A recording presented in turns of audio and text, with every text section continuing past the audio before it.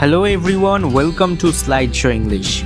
Previously we talked about Waiting for Godot in great details. If you want, you can watch it from the I button. But here in this video, we will talk and analyze the philosophy hidden inside the play Waiting for Godot. So let's talk about the theater of absurd and let's make English straightforward. Waiting for Godot was written by the famous playwright Samuel Beckett. It was first written in French in 1949 and its French title was En attendant Godot. The play was first published in 1952. Later, Samuel Beckett translated it into English titled Waiting for Godot. In this play, we find two major characters, Vladimir and Istrazhan. The two friends meet under a leafless tree beside a road and they start to wait for someone called Godot. Vladimir and Istrazhan make conversation on various topics. They discuss politics, religions, philosophy, and many more. They often start to sing or dance. The two friends also even try to commit suicide, though they never do so. We find that the second act of this play was just the repetition of the first act. In terms of waiting, the two main characters almost do everything. Forget about the viewers, the characters even don't know if Godot will ever appear or not. They are not so clear about what they are doing. They think their acts just as time pass. At the end of the play, a boy appears and reports that Godot is not coming, but he will obviously come tomorrow. Then Vladimir and Istrazhan decide to leave the place, but they never do and the play ends this way.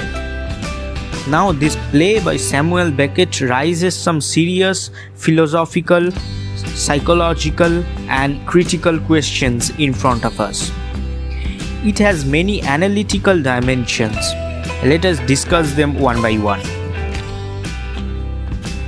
Firstly, waiting is the main and front theme of Waiting for Godot. We see two friends waiting for an unknown person. They do not know if Godot will come or not. They do not even know if Godot will come today or not. But they wait. In life, we all wait for this type of uncertain things. We don't know if it will happen or not for which we are waiting, but still we do wait.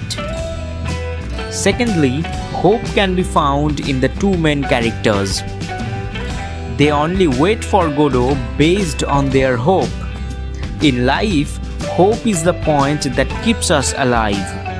So one cannot avoid the theme of hope in the two-act play. Thirdly, you can see the meaninglessness and the absurdity of the play. And it's obvious that the author deliberately did this. Since the starting of the play till its end, we really don't find any proper meaning. The acts of the characters are completely absurd, pointless, meaningless, and irrelevant. The dialogues they speak has no relation with Godot. The audiences are often confused and puzzled. They don't really understand whether they should laugh or cry. But I think that the main value of this play, the real success of this play is that it keeps us thinking more and more about the play. Another philosophical and psychological perspective to see or analyze this play is the personal condition of the author, Samuel Beckett. We cannot forget that effects of the Second World War, the political, economic and social conditions of the world were so terrifying at that time. People get shocked and broken. That is how the psychological novel and postmodernism developed. So Samuel Beckett just wrote the play as he saw or feel the world around him, nothing else. The play also concerns about socio-cultural accounts of that time.